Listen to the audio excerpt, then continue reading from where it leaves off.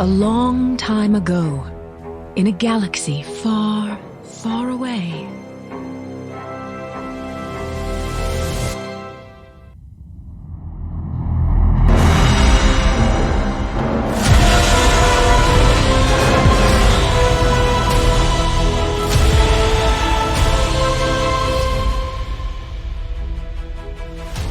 Star Wars, Intermezzo, a MedStar tale. By Michael Reaves and Steve Perry, 2005. A short story which, as an intermezzo, fits between the two MedStar novels, Battle Surgeons and Jedi Healer. Created and read by the Archivist Publishing.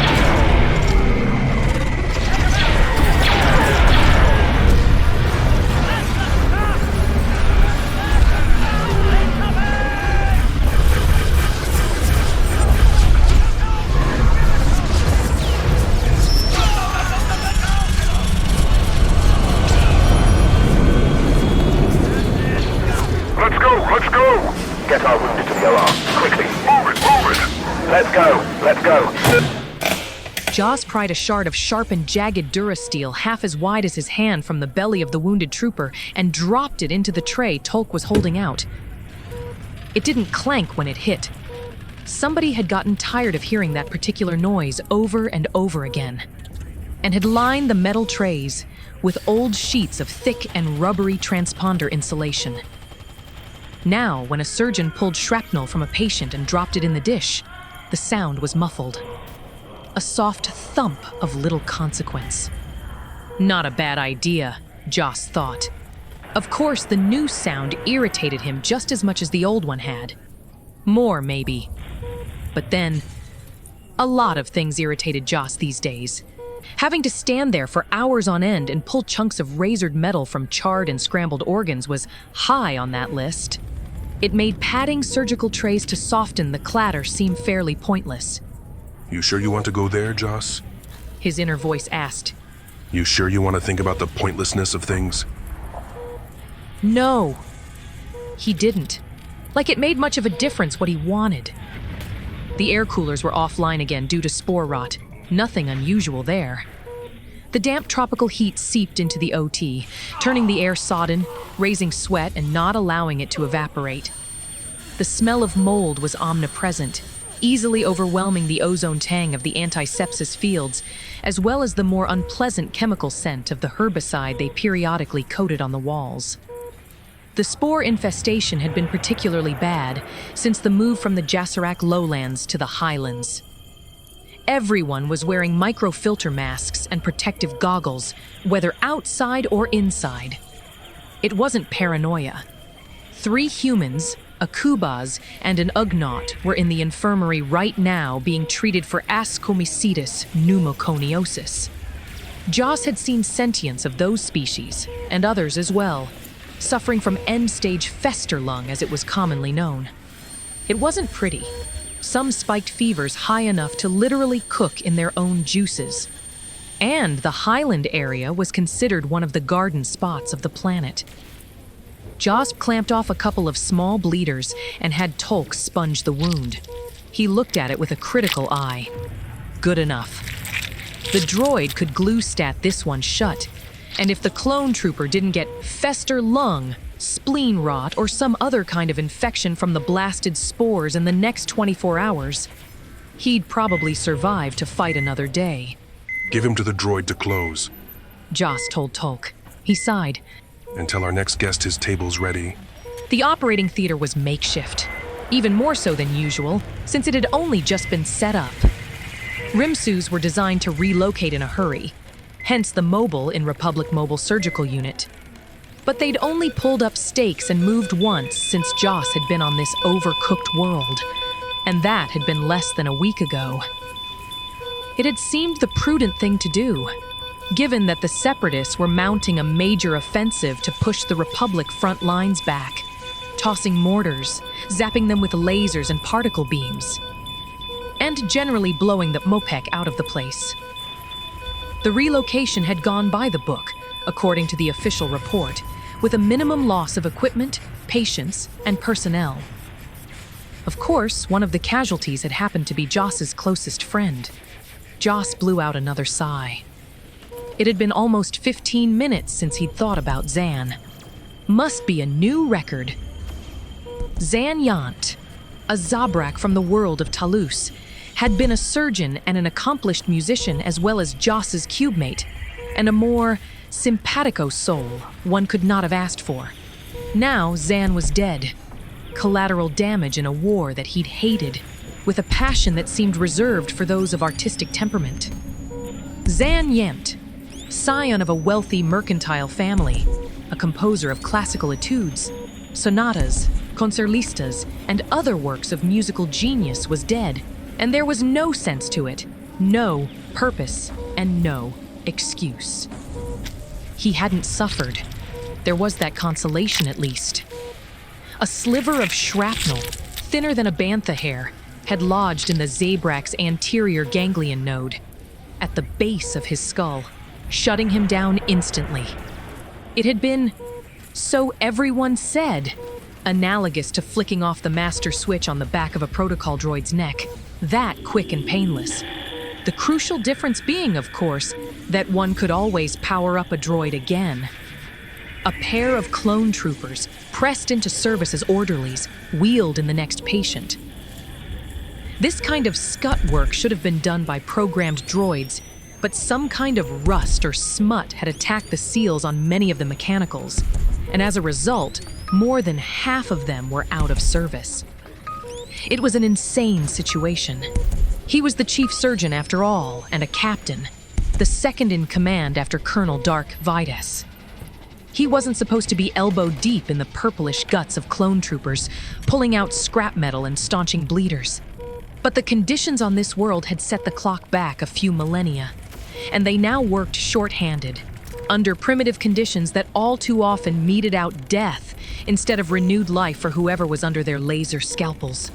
Toke Latren, his scrub nurse, looked at the flat-screen report on the next injured clone. Particle burns. Compression injuries according to the field medic. Get him on fluids. She rattled off the blood pressure, respiration, and heart rate as Jos nodded absently.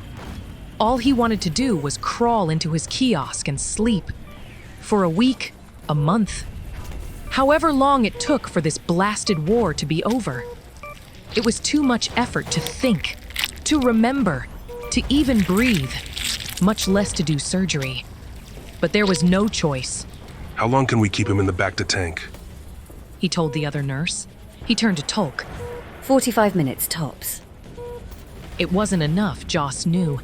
And partial treatment of the belay and necrotic tissue could be worse than no immersion, since it would raise the risk of infection. Prep him for master debreeding. And wave a few charms over him and chant while you're at it. He was so tired and depressed that even the presence of his beloved Tolk, normally more than enough to raise his spirits under the most adverse conditions, failed to cheer him now. They'd only recently reconciled their differences in the wake of Zan's death, and he felt he should be the happiest life form in the galaxy.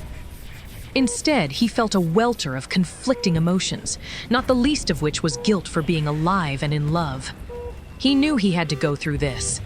Grief was a process that couldn't be rushed or refused, and Tolk understood.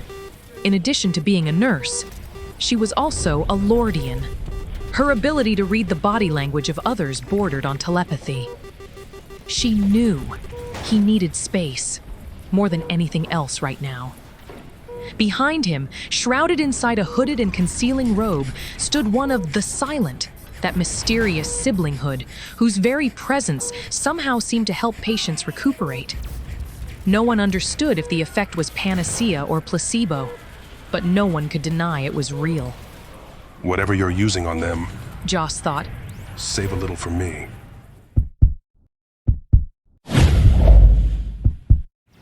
They'd finally gotten some semblance of a cantina up again, and Den Dur, Ace HoloNet reporter, had been second in line when the doors had opened.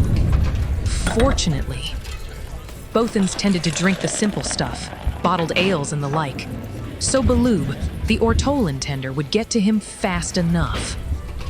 That first drink was the important one. You needed to get that one fast. Den saw Jos Vondar a few places behind him, which wasn't exactly a surprise. The cantina had been Jos's second home of late. If he wasn't in the OT pumping fluids into some patient, he was at a table in the dimly lit pub, pumping fluids into himself. And who could blame him? His best buddy, the Zabrak surgeon Zan Yant, was only a few days gone. Den wasn't human, but emotions such as grief and loss were pretty much universal. You couldn't be sentient and not feel them. Broncho blaster, right? The ortolan asked. He wiped his sweating blue forehead with a bar towel gripped in his stubby trunk. Absolutely. And soon as you can see my face through the glass, set up another one. No problem. Don't want to have to look at your face anymore than necessary. Baloob said. He started building the drink as Den headed for a small and still empty table. He beckoned to Jos on the way. Hey, Doc, over here. Jos looked at Den as if he had never seen him before, but he turned and started toward him. He moved like an undead creature in a horror hollow. Poor human. This was his first war, and Zan Yant had been the first real friend he'd lost to it. Den realized with something of a shock that he couldn't even remember back to his first war and the first friend he'd seen killed. They all just blurred together into one long sense memory of blood and chaos. A droid server walked past. Den waved at it, got its attention. Tell Big Nose to make another blaster for my friend. He nodded at the approaching Jos. Certainly, sir. The droid said and headed for the bar. Den settled back and sipped his drink. He wasn't a doctor, but he knew what to prescribe in this particular case.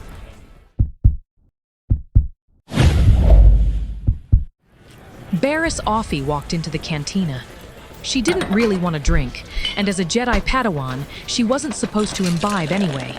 It wasn't an interdiction, but the Council did frown on the younger members of the Order getting soused. Barriss had ignored that guideline a few times. The last time had been a week ago, when Zan Yant had been killed. She'd had several mugs of ale, more to commiserate with Jos, Den, and the others than to help her cope with the tragedy.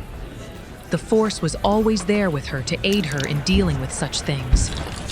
She was also tired from her rotation in the medical ward, and sometimes being around other people helped her wind down a bit. While her training as a potential Jedi Knight gave her reserves that most beings were denied access to, still, taking care of the wounded and the dying for a full shift was exhausting, even with the Force's help. Barriss still wondered why Master Luminara Unduli had sent her here to Drongar. The galaxy needed Jedi Knights far more than doctors in the series of galactic struggles that had come to be known as the Clone Wars. Even though she wasn't technically a knight, having yet to complete her training, still she could not help but feel that her talents were being wasted here. After all, had she not helped defeat Dooku's forces in the arena on Geonosis?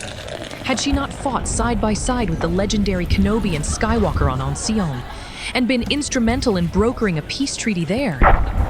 Try as she might to accept her master's decision with humility and grace, and as ennobling as the work of healing was, she still sometimes chafed under the yoke of her assignment here. She saw the reporter Den Dur and Captain Vondar sitting together, saw the little Celestin wave at her. She smiled in response. Good evening, Jedi Offee. Came a voice from behind her. She turned to see protocol droid I-5YQ entering the cantina behind her.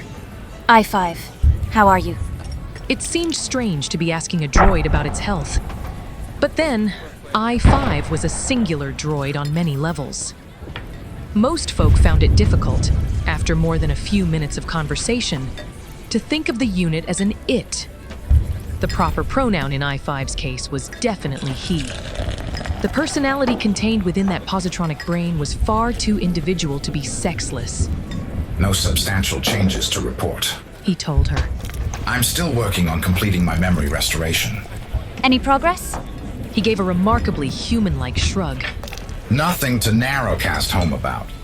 I was hoping to discover that I'm the deposed ruler of M478, but so far, no such luck. Barris smiled. M478 was the legendary planet of droids, supposedly dating back from the Old Republic. I-5's sense of humor, just the fact that a droid could have a sense of humor, still surprised her at times. She gestured at the table. Care to join us?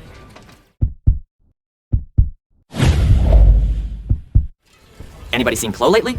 Den asked the table at large. Normally, they would be playing Zabrak, but everybody was too tired to concentrate. Tolk walked up in time to hear the question. He's swamped. She said. Got a lot of unhappy and distressed patients. Imagine that. Jos said, being careful not to slur his words. He'd followed the blaster with a couple of Coruscant coolers and was fairly drunk but didn't want to let on how far down that road he was. He noticed Den looking at him. What? He asked, and was surprised at how querulous he sounded. Have you talked to him yet? Who? Who? Den mimicked, not unkindly. Merritt. Chloe Merritt. Big guy, Ikwani, remember? Our resident minder, the guy who patches up psyches like you patch up bodies? Me? Jos said. No. He shook his head. No. He noticed the expression on Tolk's face and knew what she wanted to say, because she had said it 3 or 4 times already. Go see the empath. Let him help you with this. That's his job. That's what he does. But he didn't want help with it. True, it hurt, but it should hurt. That's why he'd refused Barris's offer to grant him balm through the Force as well. His friend was dead, and that wasn't something a man could or should just shrug off and leave behind. It wasn't like his death even made much sense. Zan had died for a plant. The Republic clone army was here on Drongar, fighting a war against the Separatist droid forces for one reason only. Bata, a rare plant that could be turned into a Panacean drug that was many things to many species. It could be used variously as an antibiotic, an antipyretic, a narcotic, or a soporific, depending on the life form being treated.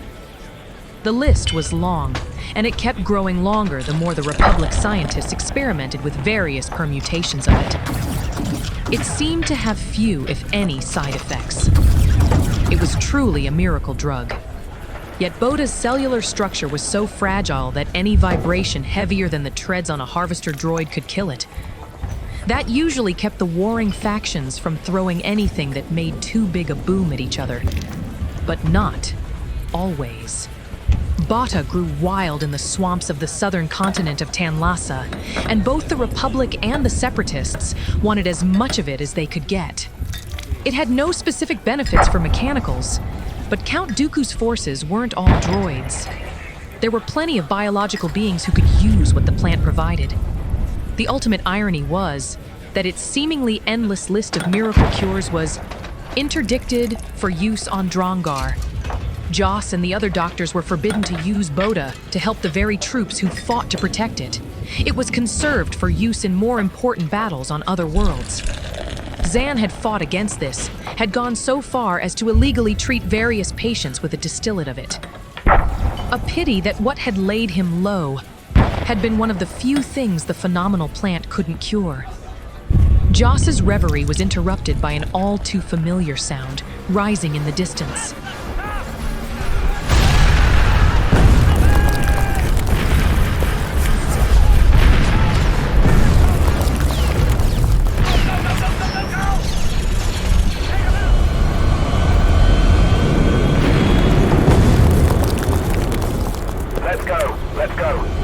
He looked up and saw that the others were hearing it as well.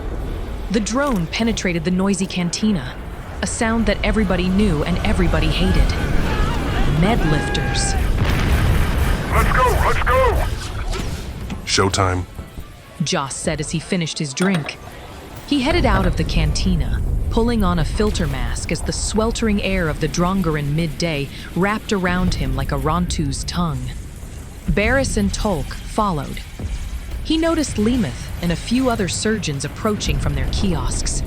Everyone's path converged on the landing platform, which also served as the triage area. The first of the carriers was settling in, its repulsor lift beams kicking up dust and spores, and Jos could see already that it was going to be a bad one.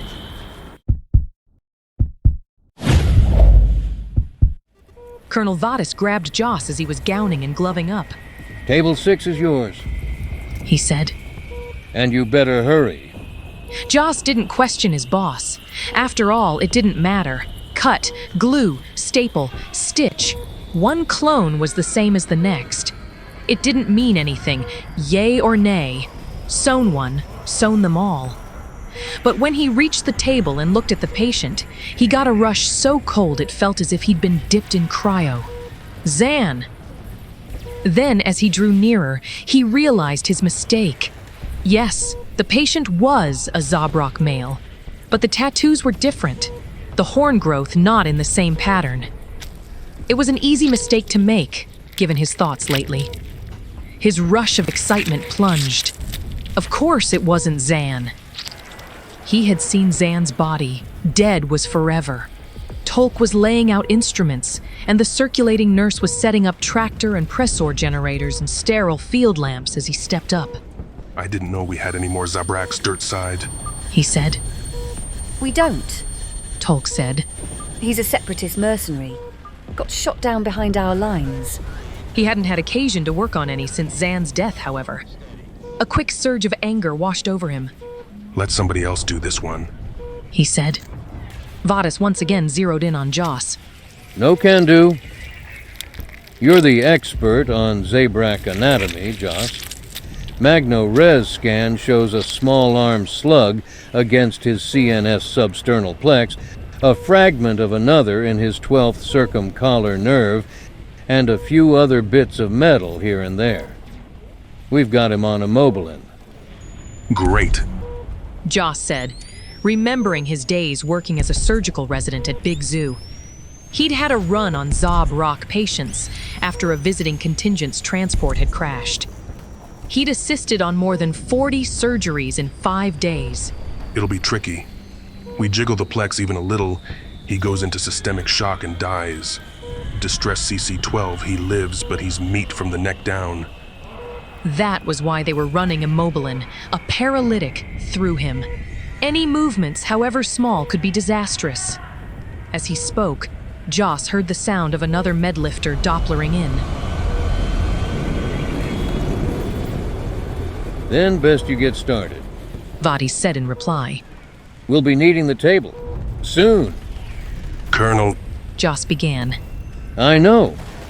He's an enemy combatant, and you aren't too fond of them right now. But he's also a high-ranking officer, and RI wants him alive and talking. Republic intelligence, an oxymoron if ever there was one, is not my worry.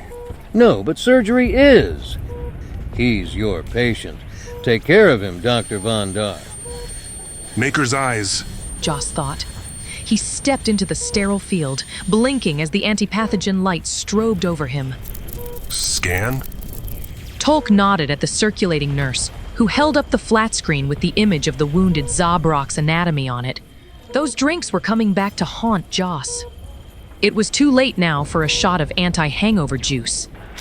Even sober, relaxed, and rested, this sort of thing was tricky neurosurgery, and he was half-drunk, tense, and exhausted. He wouldn't bet a Desi cred against the title to a luxury star cruiser on this guy's chances of surviving. A human? Came a deep and guttural voice. They couldn't find a real doctor? The Zabrak was apparently still awake. Who's doing anesthesia? Jos asked. Why is this patient talking? Haven't even started slicing me and already you've fouled up, huh? Human? Big surprise, that one. Jos ground enamel. Somebody put this patient to sleep, please. Now. What's the matter? The Zabrak asked.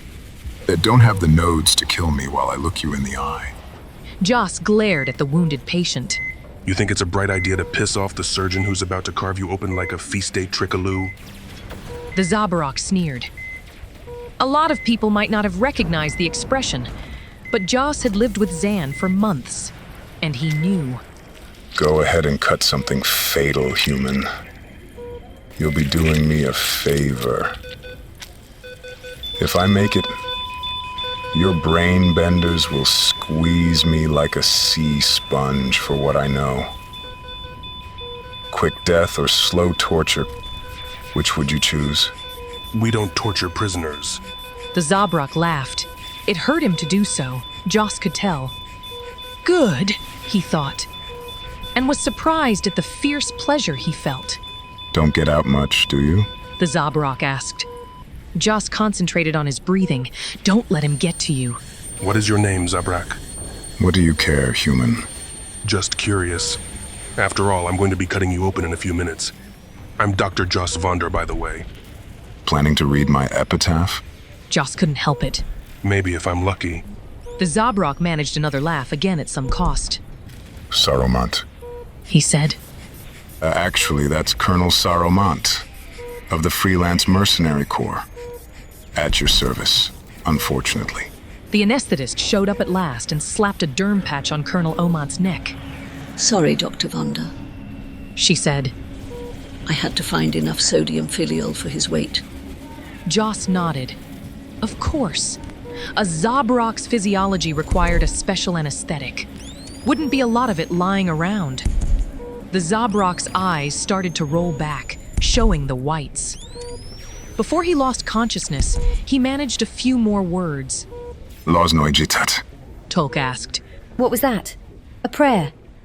Jos gritted his teeth again. No, a curse.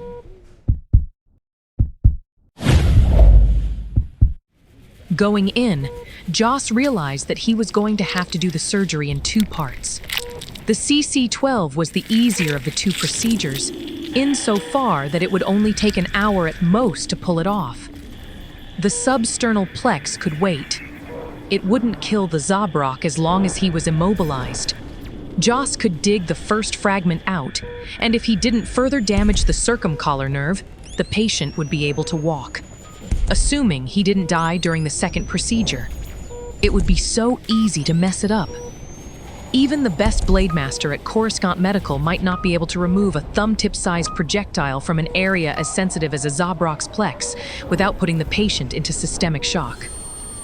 Nobody would be able to point a finger at Jos if Saromant didn't make it. Just give it a little jerk when you pull it out, twitch it just a hair, he thought.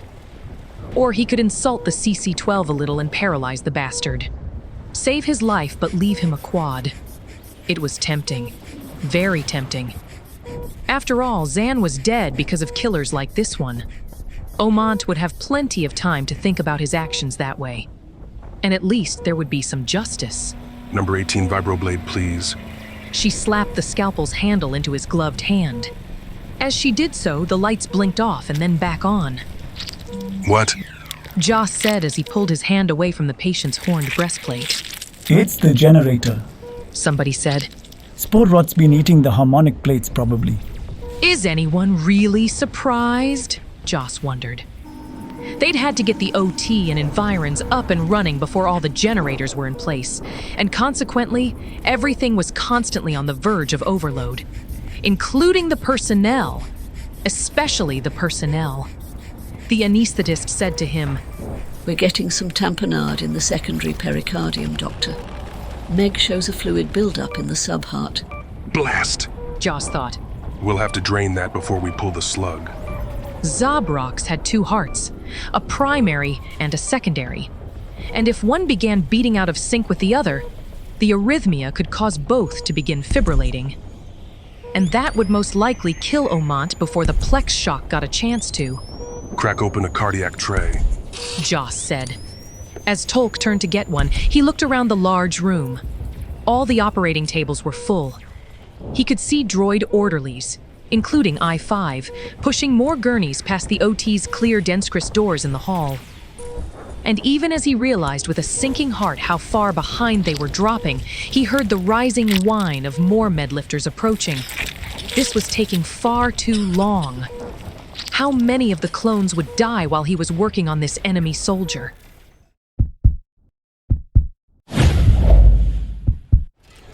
Den Dur had remained in the cantina after the others had left. Mama Dur hadn't raised no crazy younglings. And crazy was what you had to be to go out into the blazing miasmic afternoon sun if you didn't have to. So Den's plan for the rest of the day was a simple one. He would do his best to single-throatedly keep the cantina in business. The whir of a servo driver near the rear of the building made him glance around. A construction droid was putting the finishing touches on one of the rear panels. The OT was up and running, Den knew, plus whatever support infrastructure it needed. And the cantina, of course. But the rest of the base was only now, after nearly a week, coming online. He was grateful that the cantina had been the next to be erected after the Rimso buildings. Someone had their priorities straight, he shouted suddenly. Even so, however, Den and others he'd talked to still felt a definite sense of hanging fire. As if they were all waiting for someone or something to give them the go-ahead with the rest of their lives, or at least the rest of their tours on Drongar. There was a musical term Zan had used a lot. Den frowned, searching for the word. Intermezzo. A short and simple piece, bridging two separate works. Though often disparaged as little more than lift tube music, it could sometimes be, according to the Zabrak composer, extremely important. Like connective tissue. He'd told Den. It holds everything else in place. He looked about at the rest of the patrons. There were 7 or 8 other beings who were mostly human, but not all. The Bothan who'd crowded ahead of him earlier was still here, staring broodingly into his mug. Closer to the entrance, an Ishitip seemed to be flirting with an Ugnaught. Den shuddered slightly. Yar bloodline, there's a match be made on planet Hell. No. He looked hastily someplace else and spotted a Derosian medtech just entering. Something about her made Den's story sense tingle. He picked up his drink and went to join her at the bar. He gestured to the tender. Whatever she wants. The medtech nodded her gratitude and Den waved it away.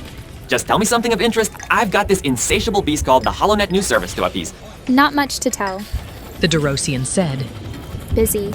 Tables full, halls full, stacking them up outside. Oh, old news, darling. Give me something juicy I can twirl a story out of. Well, there is one thing. Vondar is cutting on an enemy mercenary. Den's ears swiveled forward. Yeah? The Derosian lowered her voice. And I don't think anybody has told him that his patient is the same guy who led the charge on our last camp. The one that killed Dr. Yant. Den blinked. Milk me with a turbo laser. Hey, tell Big Nose your next 3 drinks are on me.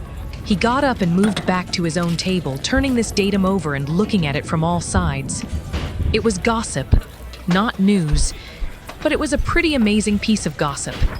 He wouldn't want to be the patient under Doc Vondar's vibroblade when Jos found out he was operating on the very being responsible for the death of Zan Yant.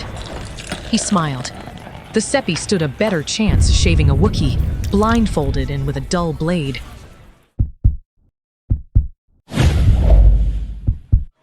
Barris wiped sweat from her face. Her robe was of an osmotic material, with a weave that allowed air circulation better than most clothing. It could be wrapped tighter for warmth in the winter, looser for more coolness in the summer.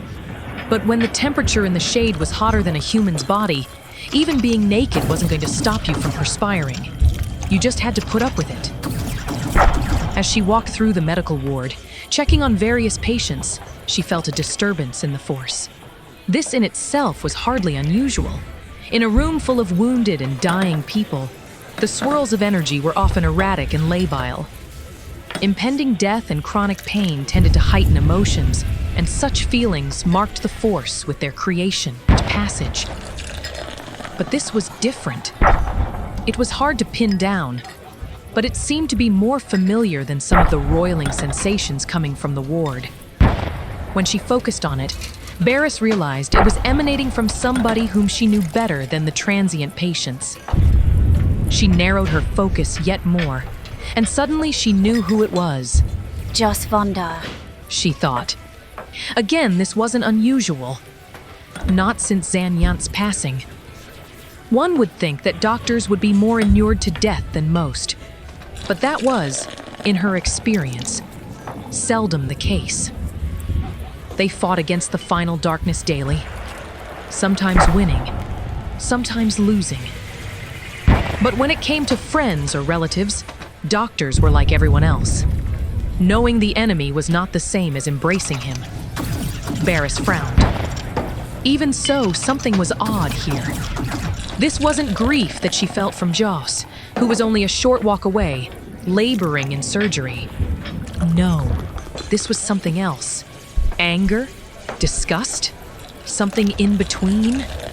Whatever it was, he needed help. She could feel it. Barris moved toward the OT. Things were relatively quiet for the moment.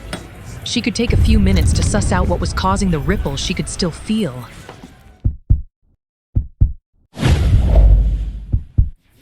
How's it coming? Fades asked. No big surprises so far. Josh replied. Tolk mopped his forehead. Behind him, the Zabrak slept peacefully, his facial and body tattoos gleaming under the halogen lights. I've removed the projectile shard from the CC nerve, and it looks like impulse conduction is still working peripherally, or at least grossly. He'll be able to pull a trigger just fine again, if he makes it. But it's going to take a while to get the plex surgery done. Can you stabilize him? He blinked away a drop of sweat Tolk had missed that had rolled into his left eye. Maybe. Why? We have 16 wounded who need surgery and a couple who can't wait.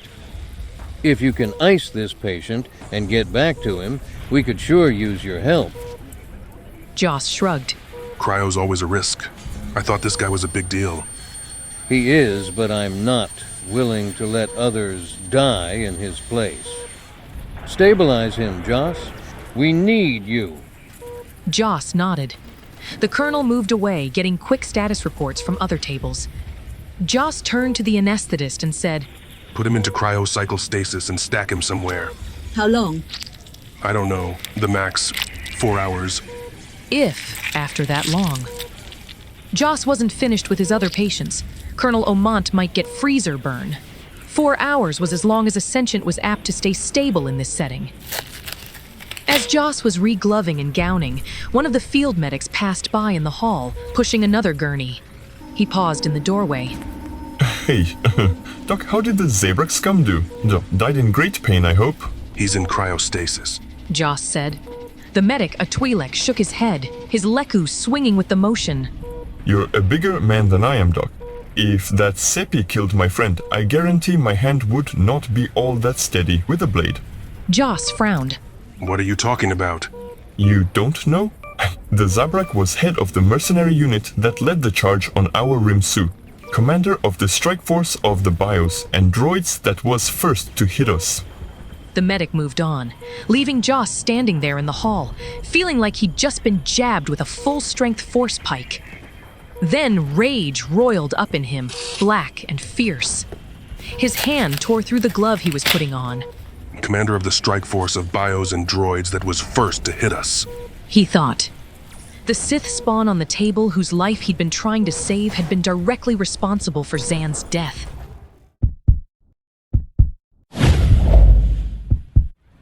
Barris had no trouble finding Jos Vondar. The rage that boiled in him was a splotch of darkness in the operating theater. She could feel it, almost touch it. As she approached, she saw Tolk emerge from the fresher, pulling on a clean surgical top. She moved to intercept her. Tolk, how is Jos doing? Not so good, the nurse replied grimly. But I guess you probably know that. He just spent 2 hours working on a Zabrak prisoner with some tricky conditions. I can see where working on a Zabrak, particularly an enemy Zabrak, might be difficult for him right now, but I'm feeling some serious rage coming from him. That can't be all of it. It's not. We just found out the Zabrak is the head of the mercenary unit that attacked us last week. I see, Barris said. What's the status of the patient now? Dark ordered him iced until we can clear the backlog. As soon as things settle down, Jos is supposed to go back and finish patching him up. Barris nodded. Prognosis? 30, maybe 40% chance of survival, with a specialist in Zabrak neurosurgery. The slightest slip-up at the wrong time could kill him. Jos is no expert, plus he's exhausted and not fully sober. And in another 2 hours, he's supposed to go back in and try to save the man who's responsible for his best friend's death. Barris shook her head in disbelief. Under such circumstances, if the patient dies, nobody would blame Jos. Of course not. But I know him, Barris. Even if he tries his best, if Amant dies, sooner or later Jos will look in the mirror and wonder if he did it on purpose. I don't think he'd be able to live with that. It would eat him up. Barris didn't say anything. This was a truly nasty situation. In fact, she couldn't think of a way it could be any worse. Can you help him? Tolk asked. She sighed. I can try.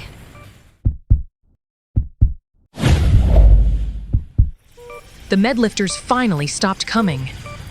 Elbows deep in a clone full of grenade fragments, Jos heard somebody say that the battle that produced the huge influx of wounded was finally over. The word was that the Separatists had lost half as many battle droids as the Republic had lost clones. But that wasn't much consolation. Jos looked around, spotted a circulating surgical tech, and beckoned him over. Somebody better thaw out Amant. He told the tech, a female Ugnaught. Gonna have to wake him up when he gets warm, you know. She was right. Zabraks had a weird resistance to anesthesia. Only a few kinds worked well on them, and the natural hardiness of the species was such that they quickly developed resistance to those. Fine. Wake him up, but keep the paralytic running. I got it, Doc. Tolk started glue-statting and stapling the last patient shut. He gestured at the circulating tech for new gloves and a gown. He wasn't looking forward to this. Or was he? That was the big question, wasn't it?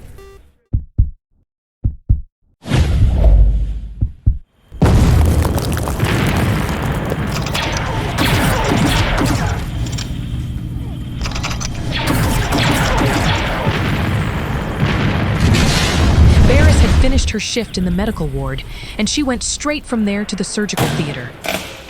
As a healer and a Jedi, she had abilities other doctors didn't.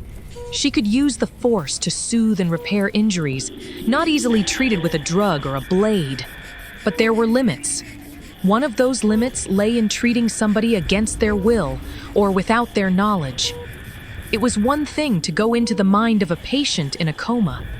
Another thing to adjust the thoughts of somebody who was awake and functioning. Yes, Jedi used the Force to sway weak minds, when the only other choice was to allow those beings to do grievous harm to themselves or others.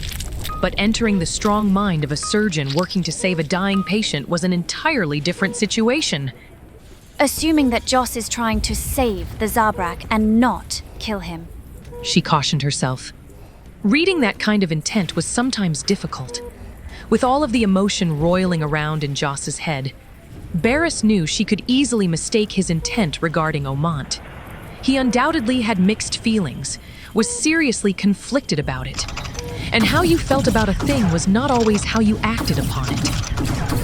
The halls were clearing out, and there weren't any wounded lined up outside the main OT when she got there. Barris looked into the theater. The surgeons, surgical droids, nurses, techs, and orderlies bustled about, tending to the injured. She saw Jos as he stepped up to a new patient, and the Force told her it was yet another clone trooper, and not the Zabrak officer, which was just as well. There was another aspect to all this that she had to consider. If she brought the Force to bear on Jos while he was in the middle of a delicate procedure, she might very well cause him to make a mistake. His was not a weak mind, and any conflict between his brain and hers could translate to neural misfiring, and in turn to a tremulous hand wielding the blade. Tricky. Very tricky. She wished she could talk to her master, to get her advice. But that wasn't going to happen either.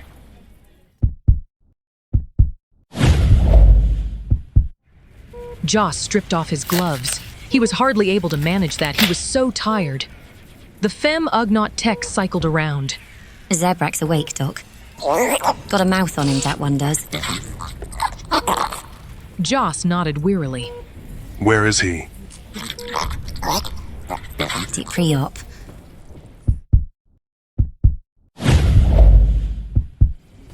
Sar Omant was lying under a thin sheet of repel fab, tracking Jos with his eyes as he was unable to turn his head. Nobody else was around. The monitoring casters stuck to the patient fed their data to a nursing station, and presumably somebody there was keeping track of the vital signs. Ah, Dr. Smoothskin. Omant greeted him with, Why am I still alive? That's a good question. I'm looking for an answer. Don't trouble yourself on my account. Goes to show you how tolerant of lesser species we Zabraks are, doesn't it? Jos said. My best friend on this back rocket planet was a Zabrak surgeon. Like I said, human, don't bother. Better dead than bled from the head. His name was Zan Yant. Even though Omant's facial muscles weren't working very well, Jos thought he saw a surprised expression flit across the other's features. You know the name? It was not a question. Lucian, right? Music composer, plays the Quatera. Omant said. Not a classical fan myself, but he's pretty well known on the homeworld. What about him? He's dead, Jos said tonelessly. You killed him. Omant was watching him closely now. Not impossible, he said. I kill a lot of people. I don't remember dusting one of my own kind recently. Hey, you get busy. You missed things, right? Jos wanted to pick up something heavy and smash Saromant's horned head to a bloody mush. He wanted to hit him over and over again. It doesn't bother you? He asked. To kill a being of your own species? It doesn't bother me to kill a being of any species, Smoothie. It's what I do. It's why we're all on this hot mud ball, isn't it? It's a war, haven't you noticed? They were alone in the chamber at the moment. Jos knew that all he had to do was put his hand on Saromant's shoulder, as if making a friendly, companionable gesture, and shake him, not hard. A brief jerk or two would be all that was needed. He knew this, and he knew that Omant knew it too. He reached out, put his hand lightly on the Zabrak's shoulder. For a long moment, both were very still. Then Jos said, Rest up. You'll need it. He turned and stalked out of the OT.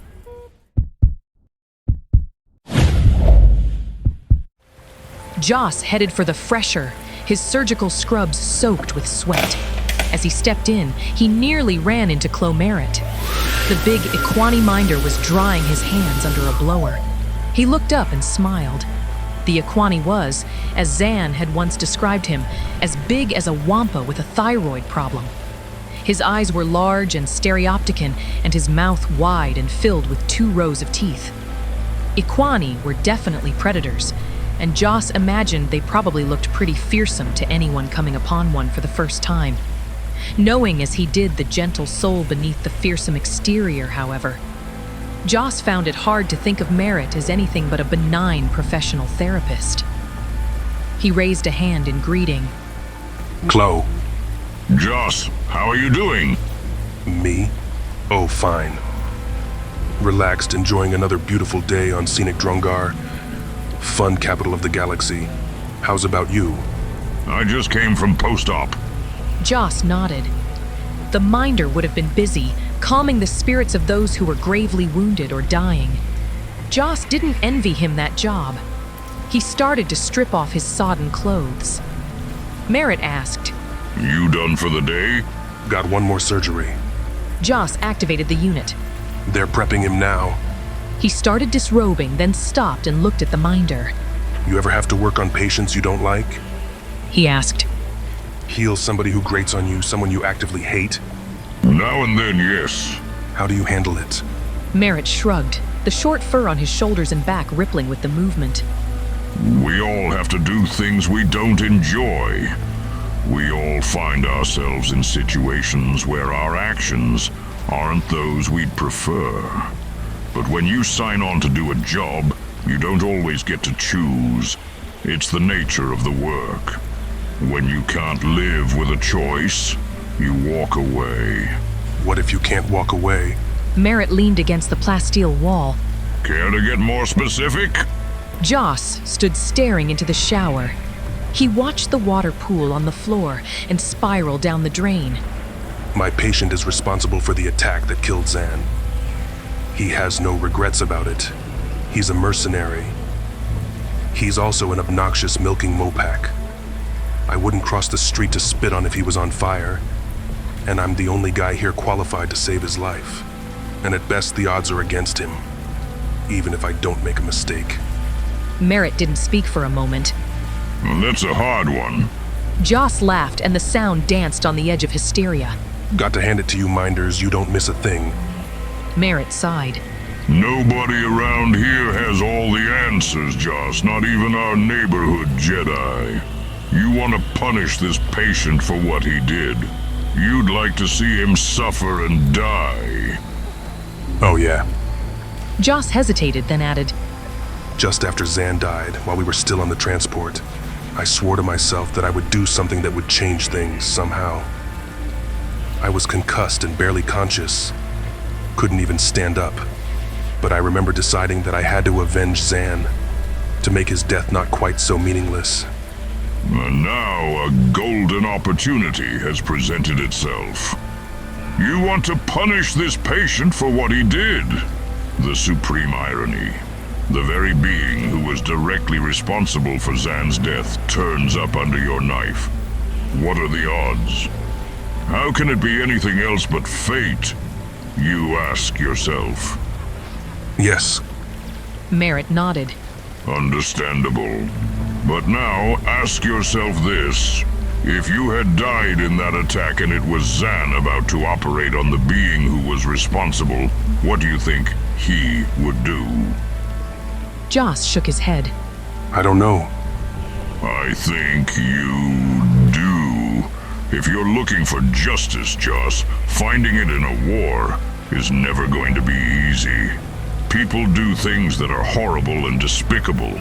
But if they survive, when the war is over, they have to look back on those actions and figure out a way to rationalize what they did. Ask yourself this. 10 years from now, while you're in your practice on your homeworld treating civilian patients, then going home to see your spouse and children, how will you feel about the choice you made with this patient? If your son or daughter asks you what you did in the war, what will you tell them?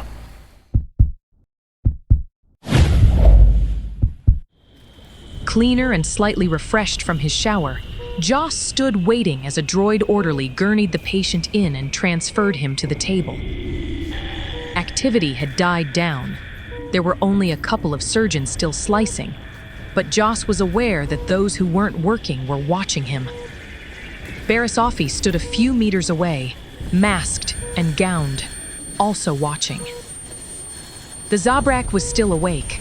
They wouldn't knock him out until the last moment, to keep him from staying under any longer than necessary. He gave Jos a baleful glare. Dr. Smoothskin. Long time no see. Any messages you want me to deliver to your friend when I get to the other side? Jos ignored him. He turned to the anesthetist. Knock him out, he said. Saruman was laughing when the anesthetic took him down. Vitis drifted over. Listen, Jos. If this guy doesn't make it, nobody will blame you. Not that I'm saying you should. Jos nodded. I know what you mean, Dark. Thanks. Just do your best. Vitis moved off. Doctor, the anesthetist said. He's going into Reaves. Back off on the Ephitol drip a quarter, start an infusion of Neurodan 5 milligrams. Reese Verk was breathing, a kind of syncopated rhythm, often led to ventricular fibrillation. After a moment, the anesthetist said, Still laboring. Blast, Jos thought. Let's get him on cardiorespiratory stat. Wait, hold on. He's stabilizing. The anesthetist's voice was astonished. I don't know how or why, but he's steady again. Let's not stop to wonder why, Jos said. Stations, everyone. We're going in.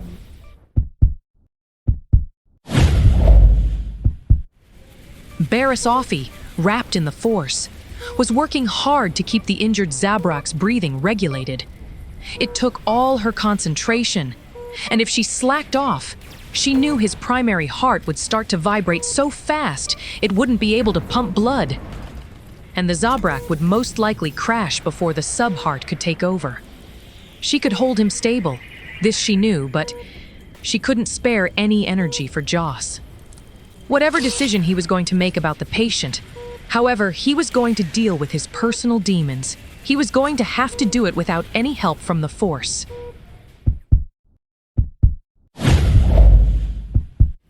Number 18 vibroblade, Jos said. Tolk slapped the handle into his palm. 18 vibroblade. making the incision. Okay. Retract and get a presser on it. Jos paused, looking down at the patient. A small area just below the sternum was being held open by pressor fields, exposing the rosy strata of the plex.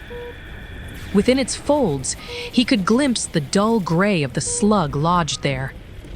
He looked at Saruman's face. Even unconscious, the Zabrak's expression was hard, unforgiving. The face of a killer. What would Zan Yant, a kind and gentle being who had been a doctor, a musician, and a good friend, do if it were him cutting? What was the best way for Jos to serve his friend's memory? What was the best way for him to serve his own future? What was the only way to help, however infinitesimally, begin the healing process that must eventually encompass the galaxy? He remembered then, for some reason, listening to a piece Zan had been playing a couple of months earlier in their kiosk. Short and consisting mostly of one or two single quavering notes. An intermezzo, he'd called it. A moment between movements, a held breath, a pause before plunging back into the music that was life. What happens in these moments, these interstitial beats, He'd told Jos, are as important as the main pieces themselves. Because it's in those moments between where we gain clarity, where we suddenly know what the next movement is really all about. Forceps, he murmured to Tolk. She handed them to him, and he could see that she was smiling under her mask. As was he.